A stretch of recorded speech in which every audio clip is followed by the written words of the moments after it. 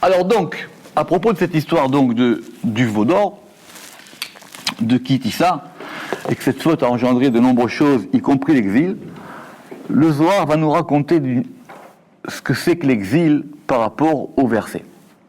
Simplement, comme toutes les fautes dans la Torah, les fautes de la Torah ne sont jamais tragiques. La Torah, c'est pas un livre grec, c'est pas tragique. Même quand on fait une faute, c'est pas la faute et la mort. Il y a toujours dans la faute une lueur d'espoir aussi. C'est pas un choix tragique. La Torah, c'est pas grec. Il n'y a pas de tragique. Parce que même dans cette faute-là, ils ont quand même à un moment atteint un degré d'excellence. Donc plutôt que de voir en disant je culpabilise et c'est fini, et c'est la fin du monde et on va tous mourir, etc., il y a quelque chose qui reste de cette affaire-là. D'accord ? Le Zohar dit de là que c'est pour ça qu'à chaque génération, il faut qu'il y ait à chaque fois un nouveau Moïse. Parce que cette Torah-là, elle reste toujours avec nous. Même si on a du mal, etc., mais elle reste toujours là. Donc il y a effectivement toujours un espoir dans cette histoire. Donc c'est effectivement le sens de la prophétie. Alors, on va parler de la prophétie. Pata Rabbi Yossi ve'amar, et Rabbi Yossi, il a ouvert et il a dit Hen yevoshu ve'ikalmu kol hanecherim bach. Ils auront honte et seront confus, kol hanecherim bach, tous ceux qui sont irrités contre toi.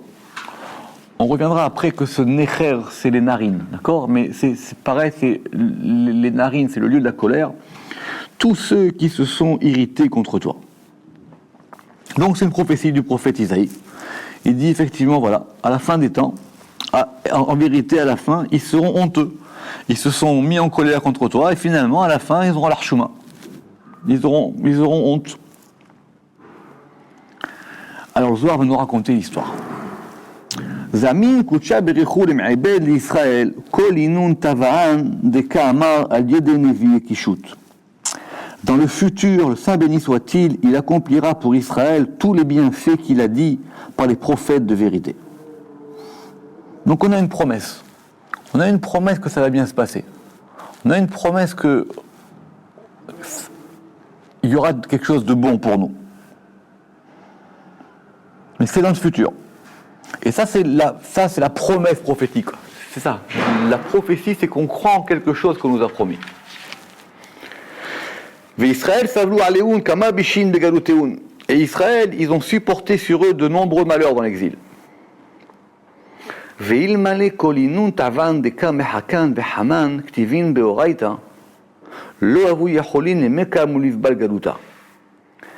Et si ce n'était tous ces bienfaits qu'ils attendent et qu'ils voient écrits dans la Torah, ils n'auraient pas pu se maintenir et supporter l'exil. C'est la force de la promesse qui fait qu'on peut supporter l'exil. C'est pas qu'on est plus fort. C'est pas qu'on a des possibilités différentes. Et si ce n'était pas tous ces bienfaits qu'ils attendent et qu'ils voient écrits dans la Torah, ils n'auraient pas pu se maintenir et supporter l'exil. C'est intéressant, c'est-à-dire que s'il n'y avait pas ça, on n'aurait pas pu supporter l'exil.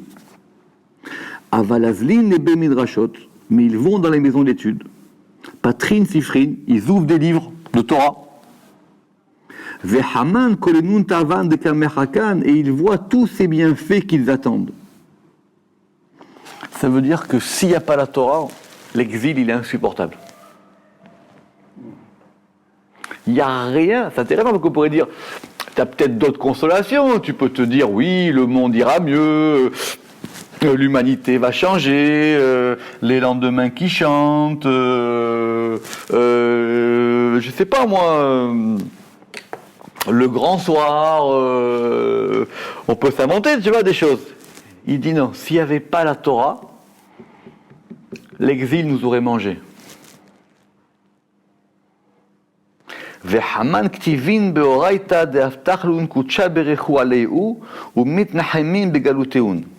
Et il voit écrit dans la Torah, car le Saint béni soit-il les a promis pour eux, qui ça, c'est bien fait, hein, ils les voient écrits. Et ils se consolent dans leur exil. C'est grâce à la Torah qu'on tient.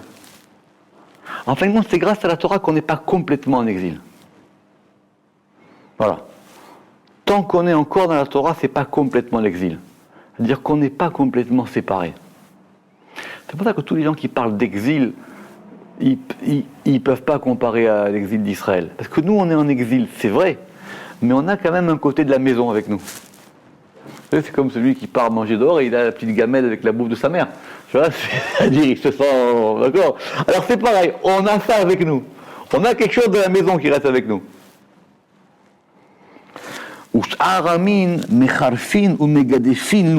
Et les autres peuples les humilient et les insultent. Et ils disent, où sont vos dieux ? Et où sont ces bienfaits dont vous dites qu'ils seront pour vous ? Les mecs qui se moquent de nous, ils disent, mais vous êtes quoi, le peuple élu, par qui, comme il a dit l'autre, d'accord ? Vous êtes le peuple élu par qui ? Regardez qu'est-ce qui se passe, vous avez des galères, vous avez que ci, vous avez que ça, etc. Donc on devient même une risée. Pourquoi on continue à croire à ça ? Le Ramaz, il ramène ici, dans la note 4, que normalement cette chose-là ne devrait pas être possible. Cette chose-là, elle ne devrait pas être possible, puisqu'on parle des fautes.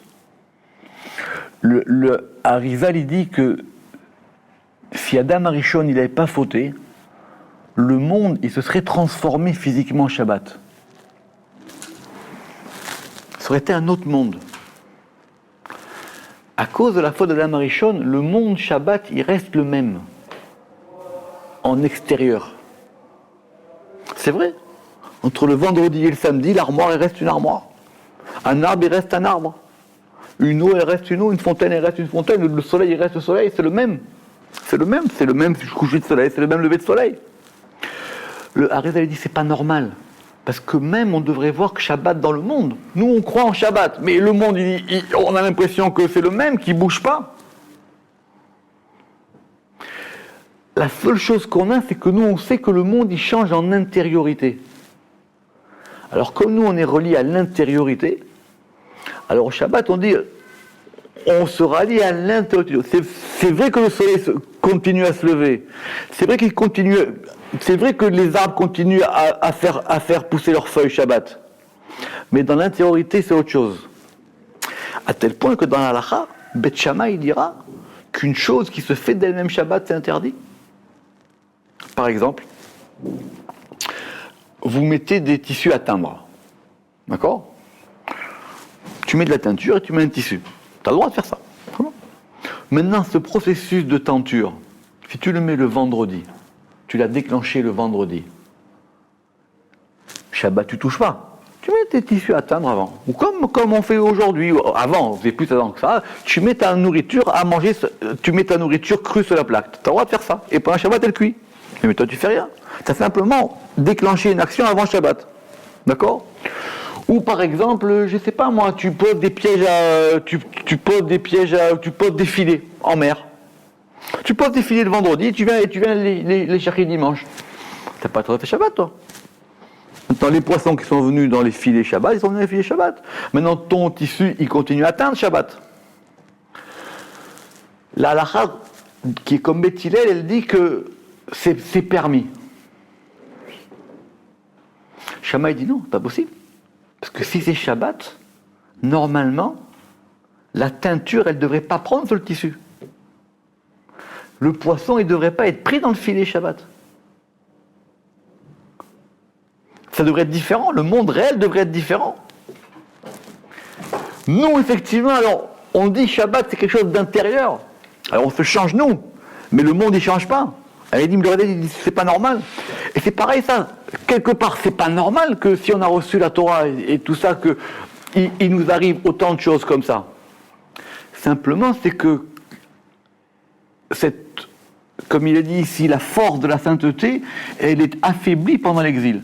C'est-à-dire cette force qu'on a, elle est affaiblie, on ne la voit plus. Le monde, effectivement, on a l'impression que le Shabbat, il continue à fonctionner comme le dimanche et le lundi. Mais c'est pas normal.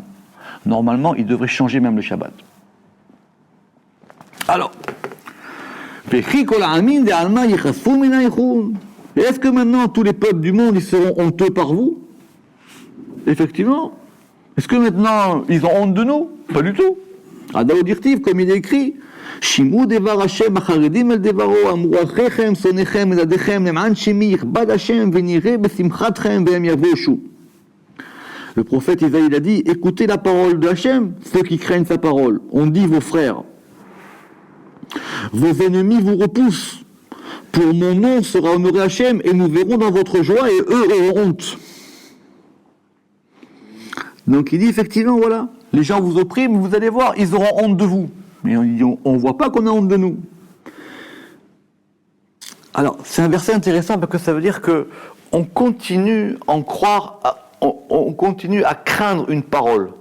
Et on continue à craindre une parole qui est plus effective. Elle n'a plus d'effectivité, cette parole.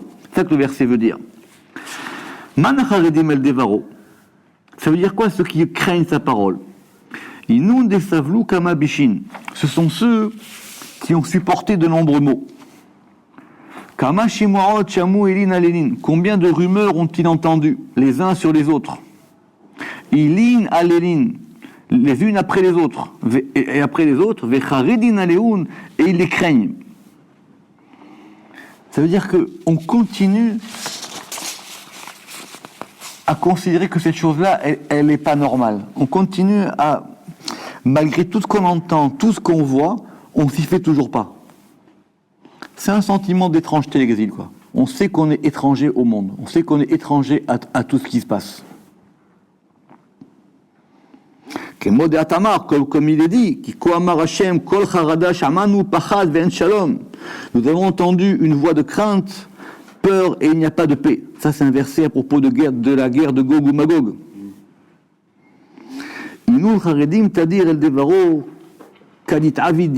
Ce sont ceux qui continuent à croire en la parole de Dieu, alors que le monde il est complètement pris dans d'autres forces, dans des forces de rigueur.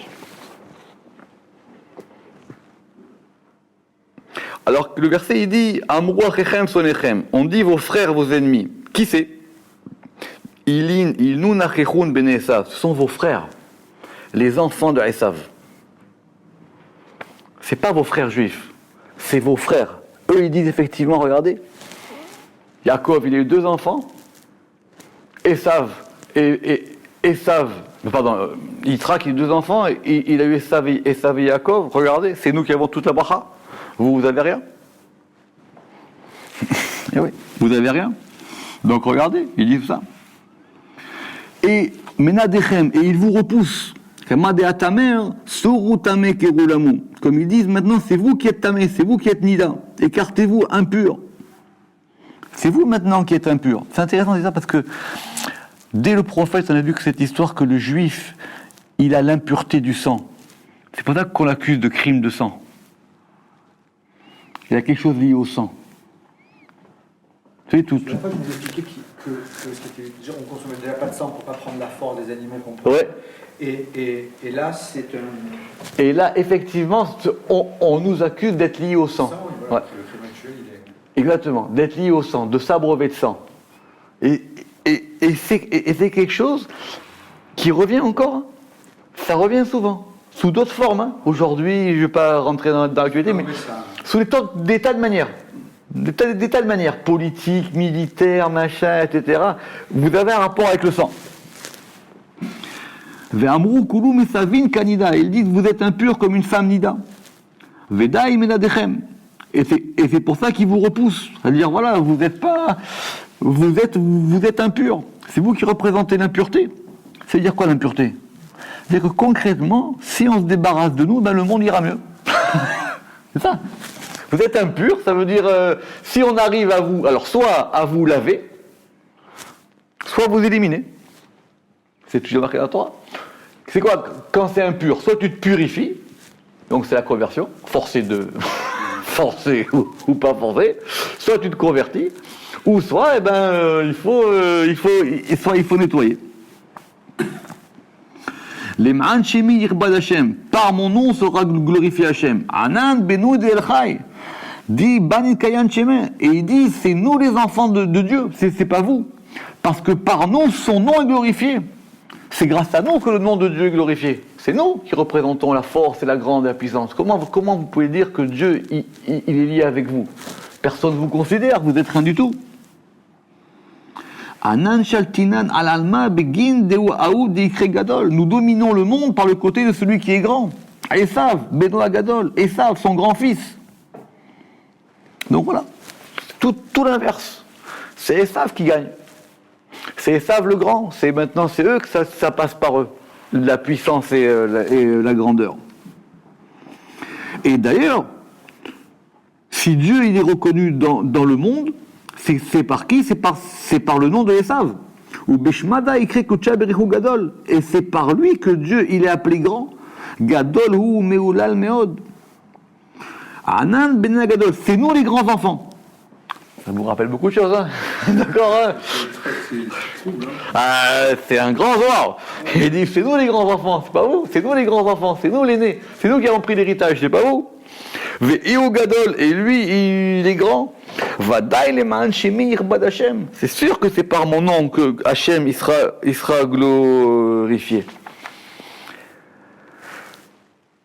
Vous savez que la Guédoula, hein, c'est la grandeur, c'est aussi dans la Kabbale historique, c'est le nom du Chesed. La Guédoula, c'est l'autre nom de la générosité. C'est-à-dire, c'est le côté par lequel les choses elles deviennent grandes. Parce que c'est vrai que quelqu'un qui donne, même aujourd'hui, on dit que il est grand, quoi. Tu vois, il est grand, c'est un seigneur, quoi. Elle a dit, mais même cet aspect-là, il est chez nous. La grandeur, elle est chez nous. Chez vous, il n'y a même pas de grandeur. Et donc, vous êtes quoi si vous n'êtes pas grand? Vous êtes petit. Et si vous êtes petit, vous êtes mesquin. C'est marqué. Avalatul virin Nicolas. Vous êtes les plus petits. Yaakov Bana Katan. C'est Jacob, son petit-fils, Ktiv. Alors, c'est intéressant parce qu'effectivement, tout ça, ça joue sur les versets. Et c'est vrai que dans la Torah, Yaakov, il est appelé petit. Parce qu'il y a un petit Yaakov et il y a un grand Yaakov. Comme il a dit à Marcelo hier, le grand Yaakov, en fin de compte, il s'appelle Israël. Quand Yaakov, il est petit, il s'appelle Yaakov. Quand il grandit, il s'appelle Israël. C'est pour ça qu'il a deux noms.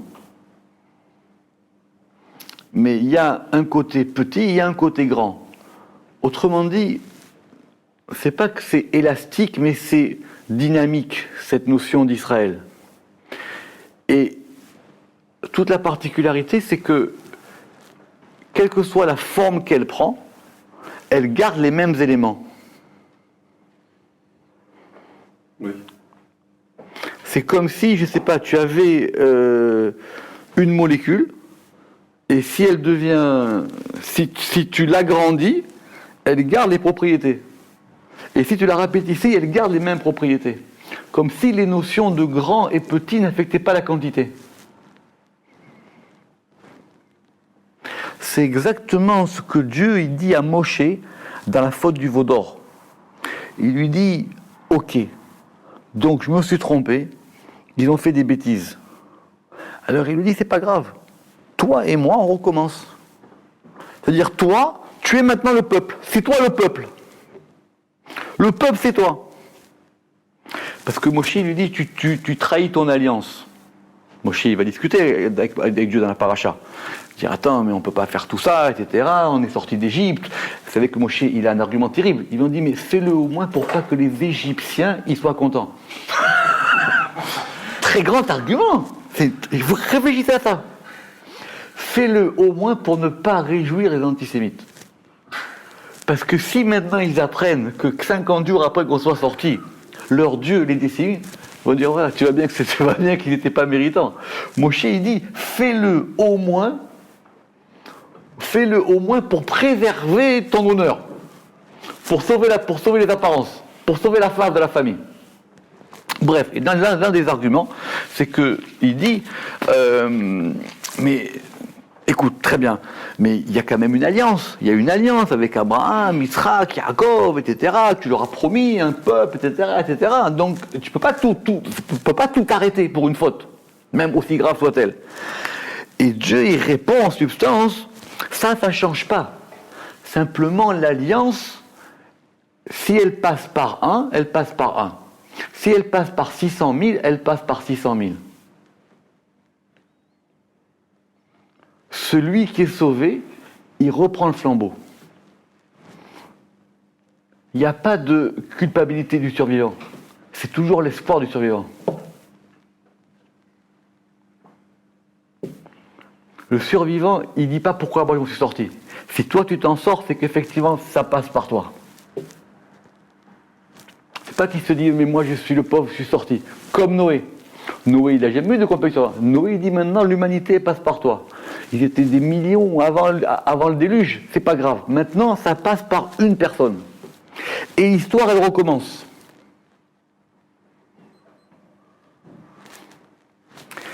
Donc Dieu il lui dit, écoute, c'est pas grave, parce que le peuple, la notion de peuple, qu'il soit 600 000 ou 1, c'est toi. Le Midrash le dira de façon très claire, il dit qu'il y a une femme qui s'appelle Yocheved et qui a eu 600 000 enfants.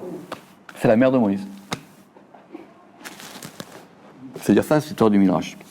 Donc il dit effectivement, et après, il joue avec les versets, même dans votre Torah, il y a marqué que Yaakov il est petit. Oui, mais il y a Yaakov et Israël. Alors, An ou Elachun, où est-ce qu'ils sont, où est-ce qu'il est votre Dieu?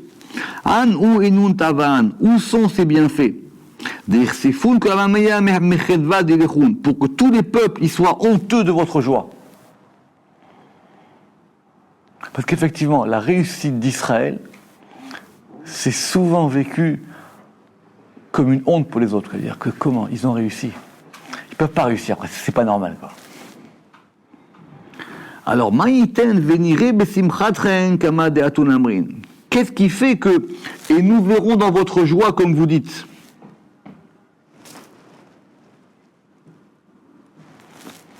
Ça veut dire, il dit, mais effectivement, vous dites que, ok, vous avez des promesses divines, vous êtes le peuple le plus vieux, vous avez un rapport avec un seul Dieu, vous avez un rapport avec Dieu, ah, ça se passe très bien. Il dit, mais vous n'aurez rien du tout. Quelque part, c'est ça qui est intéressant. Comme quelque part, le Zohar, c'est comme si le Zohar dit que il voulait voler la prophétie. Tu vois, ils veulent voler la bracha. Comme l'histoire de Yaakov et Esav. Ils veulent dire la bracha, elle est pour nous. Parce qu'ils ne peuvent pas entendre qu'il n'y ait pas de bracha. Mais c'est pas pour vous, c'est pas pour nous. C'est nous qui l'avons pris. Alors ça veut dire quoi maintenant, Ve'em Yevoshu? Alors il dit ça, hein, dans le verset, c'est Ruach HaKodesh qui l'a dit. Ce verset, c'est l'Esprit Saint qui l'a dit à Isaïe. Et ils seront honteux, Keman, écoutez bien ça, Keman de Tale Klilata Be'achara, comme celui qui reporte sa malédiction sur un autre. Comme il ne supporte pas qu'il est maudit, plus il sent la malédiction sur lui, plus il dit c'est l'autre. Donc plus il y a une oppression sur Israël, plus il ressent qu'il y a une oppression sur eux. On va relire le verset. On relit le verset de la page 1. Il y a marqué « En yevoshu v'kalemu kol hanecherim bach » Ils auront honte et seront confus tous ceux qui se sont irrités contre toi. Au départ, ce verset, on ne sait pas s'il parle des Juifs ou des ennemis d'Israël. Qui sait, ils auront honte et ils seront confus, tous ceux qui se sont irrités contre toi. A priori, on pourrait dire que le prophète, il parle, comme d'habitude, à Israël. Et Israël, il y a beaucoup de problèmes en Israël. Donc il a dit, voilà, c'est contre vous. Le Zohar, il dit, non, pas du tout. Ils seront honteux, ils auront la honte sur eux. C'est-à-dire qu'ils reportent la honte. Parce que vous dites qu'alors ils auront honte et seront confus. Ils seront honteux s'applique aux nations et non à Israël. Et ils reportent leur malédiction sur Israël. Donc c'est eux qui parlent, mais en parlant de nous, ils parlent d'eux. Ça veut dire que c'est une prophétie à l'envers. C'est-à-dire, eux, ils parlent sur Israël, mais ils ne savent pas exactement que ce qu'ils disent, ça s'applique à eux. plus ils nous oppressent, plus c'est eux qui souffrent.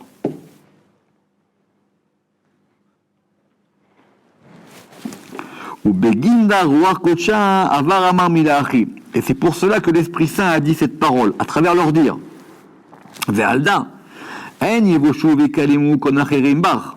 Tous ceux qui se sont irrités contre toi. Qui c'est? Alors qui c'est maintenant tous ceux qui se sont irrités? Est-ce qu'on parle des Rechaïm ou est-ce qu'on parle des ennemis d'Israël?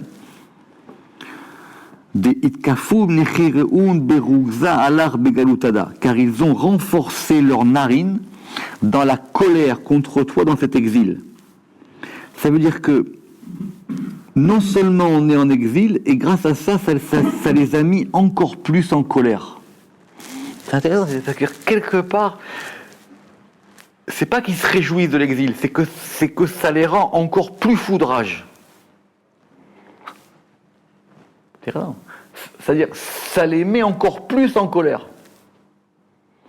Ils sont honteux, donc c'est à l'envers. Eux, ils ont honte, alors cette honte, ils la reportent sur nous. Ils veulent que nous, on soit honteux, alors que la honte, elle est sur eux. Et pourquoi? Parce qu'ils sont en colère. Ils sont en colère contre quoi? C'est l'exil qui renforce leur colère. Alors, bien simplement, c'est effectivement que maintenant qu'il y a l'exil, alors ils peuvent plus se déchaîner. Quand on n'est pas, ils peuvent plus se déchaîner. Alors, Béaou Zimna, et donc le verset, on peut encore le retourner sur nous. Yevoshu veikalmu mikol tavin de yechemun leon Israël. Mais maintenant, à cette époque future, ils auront honte et seront confus de tous les bienfaits que verront Israël. Donc c'est un verset qui s'implique des deux côtés. Donc la prophétie, c'est pas qu'il a vu une chose dans le futur, c'est qu'il a vu le fonctionnement de la chose et il décrit comment ça marche. Et du coup, ça marche des deux sens. Ça marche à la fois pour décrire Israël qui faute, ça marche à la fois pour décrire l'oppression d'Israël, et ça marche à la fois pour décrire le processus de l'oppression. Ça, c'est une vraie prophétie. Parce qu'un prophète, c'est pas quelqu'un qui voit le futur. Ça s'appelle un voyant ou Madame Soleil. Un prophète, c'est quelqu'un qui comprend comment la chose, elle marche. C'est pour ça que le prophète, c'est le plus haut. Parce qu'il comprend comment ça fonctionne. Et comme il comprend comment ça fonctionne, il n'a aucun problème à dire ce que c'est que le futur. Mais c'est juste une conséquence. Parce qu'il sait comment ça marche. C'est pour ça que la prophétie, c'est le plus haut degré. Et eux, dans la faute du veau d'or, ils ont voulu remettre en cause Moshe lui-même. Ça, la vraie faute du veau d'or. Parce que c'est pas que... Parce que la Torah, ça marche pas sans Moshe. Ça marche pas la Torah sans prophétie. Quelque part, tu vois, c'est pas l'idée que on garde la Torah et la prophétie nous fait comme ça. Baruch Adonai Leolam, Amen ve Amen.